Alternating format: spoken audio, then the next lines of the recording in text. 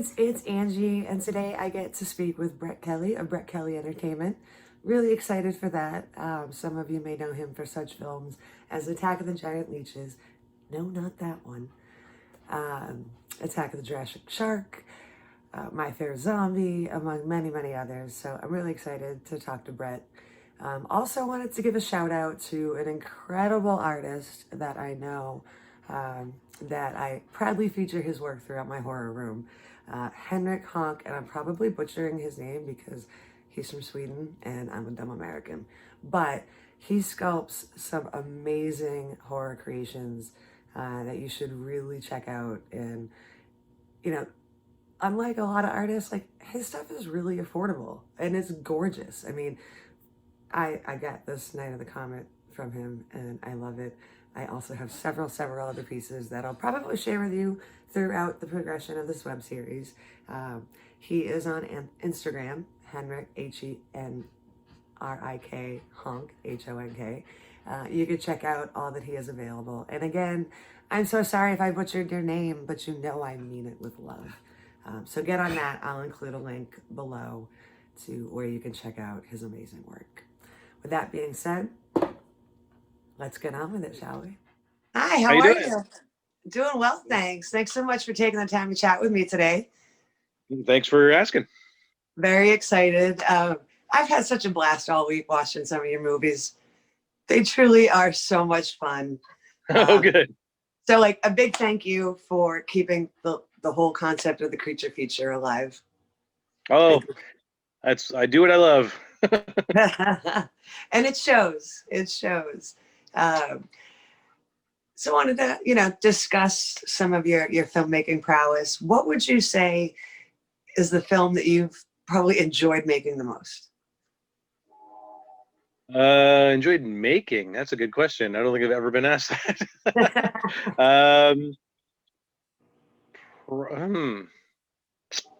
That's a good question. Because they're all hard in their own way. Probably My Fair Zombie, even though it was very hard. And it's a period piece, musical, zombie comedy. So it was very complicated, but I think it was very rewarding. So I think that showing up every day and seeing, period costumes and people singing and dancing and going, I thought of that, was kind of fun. Yeah, that has to be a pretty good feeling. Yeah, it's always bizarre when you see a movie in a theater or in a DVD and you think of, that's just something I wrote on my sofa. It's kind of weird. Yeah, people tend to look at their own work as, oh, that's just something I did. And then the rest of the world's like, oh, this is really cool. I hope. One would hope. As long as someone's thinking about it, if someone in Japan is going, how dare he make movies? I mean, at least they're thinking about me. Exactly. I got to say, I got a little heated earlier today. Imdb users, they love to make lists. Oh my God. So I found you and Lee DeMar on that list. And all I could think about is some people have no joy in their lives. No, it's funny, because most of the lists I end up on are like worst directors, which is kind of ludicrous. But to each their own, I suppose. But then you end up on stuff like one of my movies ended up on best sci-fi channel movies ever. Well, I've never made a sci-fi channel movie, so what do you do? What do you do with that? But it's I made a couple of movies as a kind of a response to that, kind of punk the critics. And I made Raiders of the Lost Shark was my answer to that, where I basically said, look, I'm going to make a movie that's so stupid that anybody who wants to pick on it is completely missing the point. And they're the object of not ridicule, but we're the ones that are kind of going like, look, this is so silly that if you take this seriously and legitimately say things like that shark looks phony, or these effects are terrible, or this, you know, then they're missing the point. Exactly. So, you know, more fun for everybody else. And you know, we had a screening in March before the apocalypse, um, of Ouija Shark, which I did for money. I didn't. It wasn't my idea, but it was a silly shark movie, and I make they get sillier with each one on purpose because it's ludicrous. You can't make Jaws for $1.50. You know what I mean? Yeah. So we so I made it really ridiculous, and it turns out there's a lot of people that actually legitimately like that stuff, Oh yeah, I'm and one of them. I can't. Yeah, and it's funny because I thought I was being punked because there were people that legitimately were like, "We love this," and I'm like, "You're joking," because I'm so used to the internet trolls. Oh yeah, and they're out So in full force all the time. yeah, But you know, I'm a child of the '80s. Like B is that me? horror movies. What's that? Sorry, my phone keeps binging because someone's decided nobody ever talks to me, but they always talk to me at the inopportune times. It always happens that way. Always. Like I Yeah, guarantee you, my dog will probably like throw up during this interview. good. You have my undivided attention. Yeah, I totally got off track there. Sure. Um, child of the '80s. You know, I grew up with some great B movies, and lately one of my common complaints to people is, you know, they just don't make them like they used to. And then I started watching their films, and it was so great because I was thrown right back to like when the B and B movies didn't mean Yeah, bad. yeah, yeah. Well, thank you. Yeah, I'm absolutely a child of the '80s, and what I what I realized, I was just kind of reflecting, and I realized that a lot of my movies are my love letters to my childhood. Yeah. And you know, like I mean, Ghastly's was a love letter to Gremlins, and you know, Homicycle was like my love of the movie The Wraith with Charlie Sheen. Yeah. And the one I'm working on right now is Galaxy Warriors, which is an outer space movie, which is an homage to like Flash Gordon and Buck Rogers and Battle Beyond the Stars and Star Crash and stuff like That's that. And occasionally we've been shooting things, and I go, "Oh, this is looking too good. This is starting to. I'm not trying to make Star Wars. I'm trying to make Star Crash. You know." yeah. So tell me a little bit about Galaxy Warriors. Um, tell me a little bit about Well, the Galaxy Warriors is it's fun. We've shot about 50% of the script so far, and it's basically a outer space women's prison gladiator movie. that's uh, awesome. these two bounty hunters allow themselves to get imprisoned because they're looking for one of the bounty hunters' sisters, who's in this women's prison. So they're there, kind of. They've allowed themselves to get arrested to find her, and then they discover that the prison has illegal fight gladiator fights between the prisoners. So then they have to figure out how to escape. So it's fun. It's we're having a lot of fun with it. The costumes and the props, we're making them all. It's all tactile. Um, it's not CGI. It's, you know, the ships are models, and some of the actors are models. Joking. And you know, it's so we got, you know, if you like stuff like the Roger Corman space movies, or you know, any of the Star Wars knockoffs, or like Metal Storm, or Space Hunter, or Krull, stuff like Yeah, that, then that's right up my alley. So that's what we're trying to do. that's awesome. Now, how has this COVID thing affected filming? It's a challenge. I'm hoping we don't have to rewrite anything, but we kind of had to take it slow, and we had to schedule things so that we had a small amount of people on set, and we are following regulations, and we were able to de sorry so we sanitize, that's the word. So we were able to sanitize between filming, and you know, crew was wearing masks, and it was very, it slowed down the process, but in a way it was kind of a little more relaxing because I didn't have 100 people constantly asking me what to do. It Yeah. was like a government mandated 10 people could tell me, could come and get in my face. So but it's been fun. It's been fun. I'm looking forward to we've taken a pause on the bulk of the filming because it's cold and the women are wearing essentially breastplates, and Yeah. I don't want to wear a parka and film, so I'm sure they don't want to wear a breastplate and film. So we're going to take a break for the Canadian winter and Yeah. film some special effects stuff in the meantime, and then resume. But it's tough. Although my first couple of movies, which I did, by hook or by crook, took 9 months to do. And then in the last bunch of years, I've been spoiled and been able to film a feature in, a couple of months.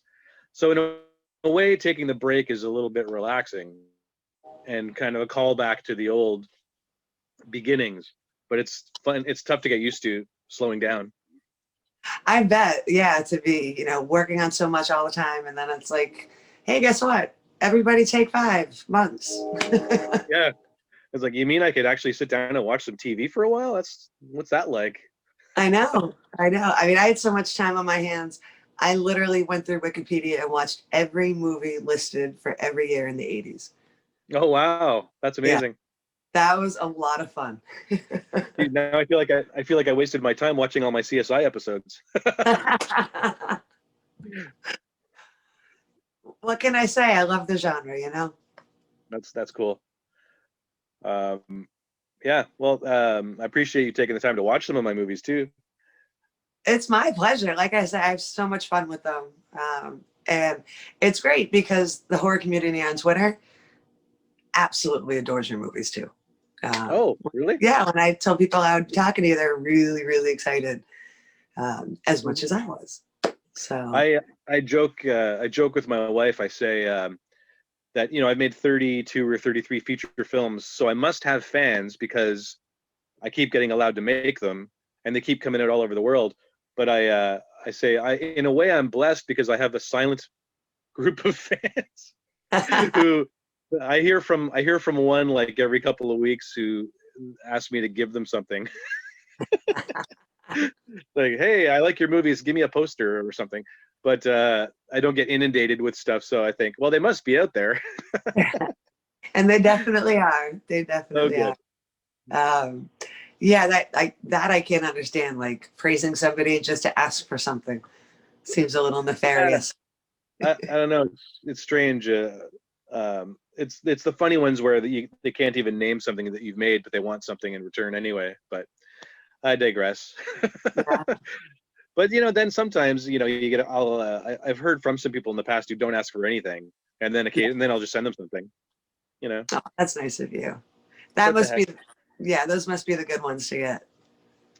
Yeah, yeah. It's nice occasionally to just be. I remember I walked up to I think it was Richard Hatch from Battlestar Galactica, and I just said, "Thanks for what you do."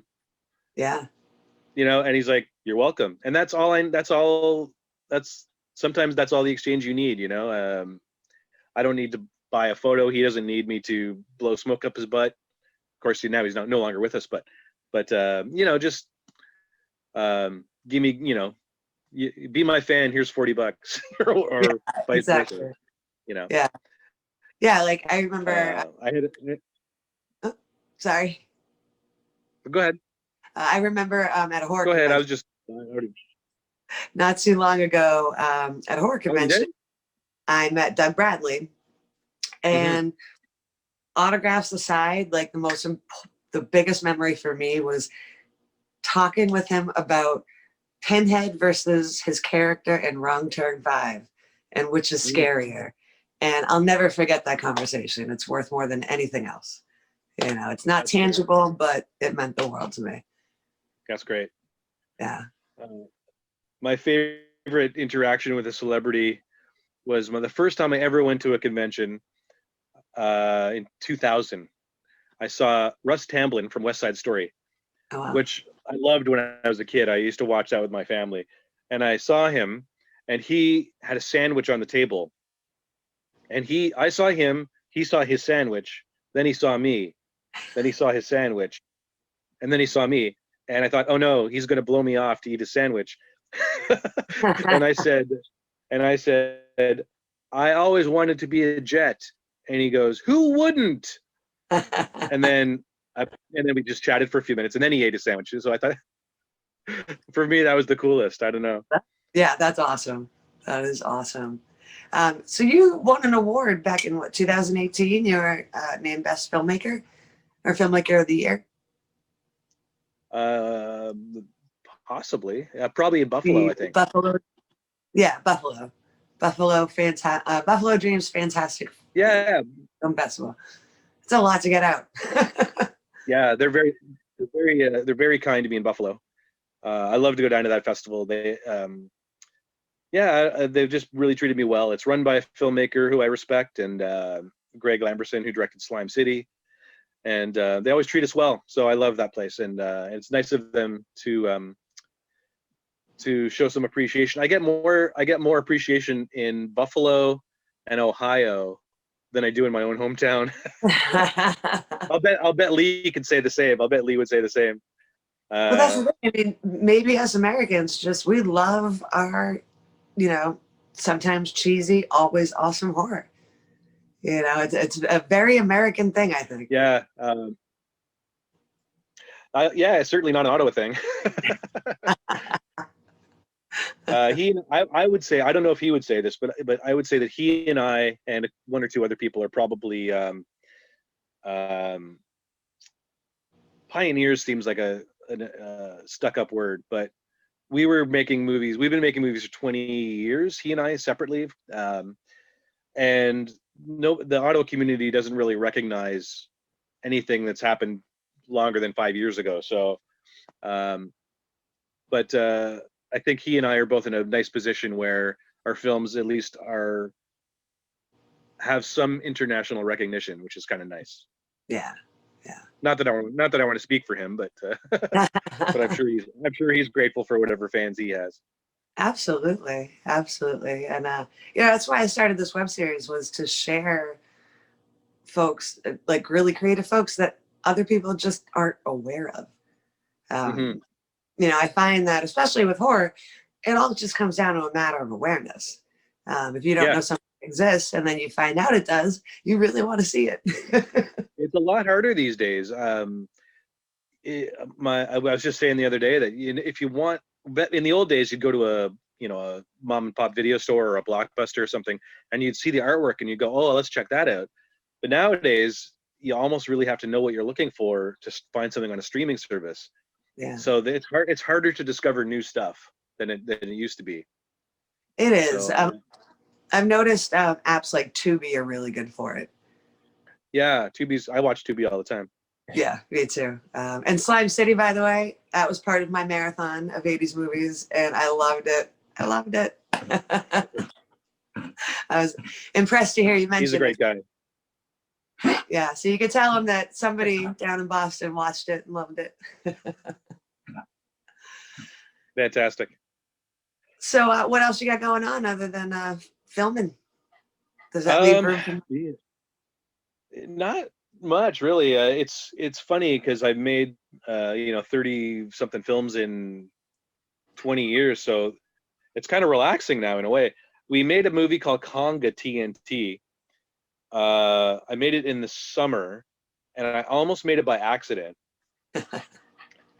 because it's a giant gorilla film, and basically what it is Conga is the name of it's the name of a film, but it's also the name of a comic book that's in the public domain. The film's not, but the comic is. So we made it based on the comic, Nice. and it's basically I was trying to keep my kids occupied during COVID. So Yeah. we started making this thing of kids discover a gorilla, and then they befriend him, and it's kind of the movie kind of starts off like it's like E.T. No, it goes from Raiders of the Lost Ark to E.T. to like King Kong, all in the same film. And it was me and my kids doing a project, and then I started to find footage from films that I never used. So I started incorporating all this other footage, and then I started getting friends of mine to send in footage of them fleeing from a giant gorilla. And then I got John Miliore, who directed movies like Cannibal Creek and things like that. He started doing effects shots for me of giant gorilla attacking the city. And then my friend Trevor, who co-writes some of my movies with me, he started doing stuff. So we started combining all this stuff, and before we knew it, we had a feature. And then Sub Rosa Cinema, or srscinema.com, they put it out on Blu-ray, and it's coming out on DVD. And it just started us as a way to keep my kids busy. That is And then, awesome. isn't that funny? So yeah, it turned into a full 70-something minute film, and it's fun. And what's funny though is it's ostensibly a kids film. Like, it was made Yeah. as a kid film, but they're kind of marketing it like it's a monster killer, like a scary monster thing. But it's really a movie made for kids and by kids. But you know what? I think the kids are going to appreciate that it comes across as, more of like a adult type horror movie, or not horror movie, but you know what I mean? Yeah, my Yeah. kids are crying out for sequel. So Awesome. That's so we'll awesome. see. So when would I, as a meager little me here in Boston, when would I have the chance to see Ouija Shark? Because the name alone has me sold. Yeah, it's out. It's on. It's definitely on DVD. I think it's on Amazon Prime. Okay. Yeah, and yeah, I haven't really been following it too much. I made that film in 2017, Mhm.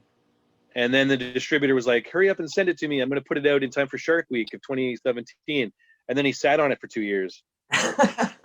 So it just came out in March, I think, and exploded all over the internet. And it's kind of funny because like I said, it's almost it's so dumb on purpose. It's so ridiculous that I challenge anyone. Like, and there are people out there who say, "Well, this doesn't make sense." And they want to make fun of it, and that's the joke. Because if you don't look at a movie called Ouija Shark and know it's obviously silly, yeah, I don't know what you'd be expecting from it. It's not The Conjuring, you know. Exactly. But it's out and it's fun, and it was been well received, and we saw it on the big screen. Like I said, they screened it in Toronto um, in March, and that was crazy to discover that people just dying with laughter. So it's out there. Yeah, do you have Amazon? I sure do. Yeah, I'm pretty sure it's on there. And yeah, I directed it under my pseudonym of Scott Patrick, the worst kept secret in the internet. I started making really cheap movies under the name Scott Patrick, so that people who were offering me budgets, I was doing like $20,000 westerns with Peter Fonda and stuff. So and then I was doing like $300 movies with Scott Patrick. But then the Internet Movie Database, once they get wind of that, they don't let you have two separate things. No, because it has you listed as Scott Patrick. Yeah. Yeah. So yeah, so that's that. yeah, and there goes that secret. But it's fun. I mean, it's my third shark movie, and I didn't come up with the title for it. That was the distributor's idea. I had better ideas, but goofier ideas, some of which have been made by other people now. But like I said, when I made My Fair Zombie, which was this really elaborate period piece zombie musical, and then it didn't set the world on fire, even though it's one of my best films. Then I said, I got angry, and I was like, well, I'm going to show the world I can make a dumb shark movie, and I'll get distribution tomorrow. And I said that to my wife. I said, I'll bet you I could come up with a dumb shark idea movie, and I could sell it tomorrow. And she said, I don't care, which I interpreted as go ahead. So the next day I had 3 offers, and then she says, well, now you have to make it, stupid. So I thought, okay. So that was my answer to, if you don't want this highbrow, highfalutin, elaborate film, I'll give you a cheap shark knockoff. And of course, that's the one that it's come out all over the world. And what do you do? Of course. Yeah. But well, hopefully people see that and explore more of your work. I hope so. Yeah. Like if some of my favorite ones, because no one ever asks, but because I Jurassic Shark is my most notorious because it's been illegally pirated over 100 million times all over the world in every language. Oh, Pick a wow. language on you. Pick a language on YouTube. I'm sure you can find it. And although I recommend the Hindi one because it's the funniest, because they changed the music in it. But um, but my favorite ones are I love My Fair Zombie. I did a film noir called Murder in High Heels, which turned out just fantastic. And Spyfall, I did a James Bond parody that's really, really holds up. It's like Airplane, Top Secret type of comedy, Oh, cool. and those are my favorites. And I did a couple of westerns that are pretty good. Um, and so everyone calls me the shark guy, Yeah. which is kind of funny because I made just as many zombie movies as I made shark movies, and I made more westerns than I made shark movies. But as long as they're calling me something, Exactly. Exactly. yeah. Now, final question. Who is your white whale in terms of people to work with? Like, who would you just really want to get? Um, I don't know at this point. There was a time when I would have said I've always wanted to make a movie for Full Moon, and then I actually was going to make a movie for Full Moon a couple of years ago. This hasn't been widely reported, but I was signed to do Creepazoids 2, Oh, and then that whole deal fell apart, so it never happened. Um, and but now I don't know. As far as actors, you mean? anybody, actors, cinematographers, anybody. Um, hmm. I don't know for sure. This is probably not an answer to your question, but it just popped into my head. I've always wanted to do something with some like a Saturday Night Live. Yeah. Like I think that would be fun.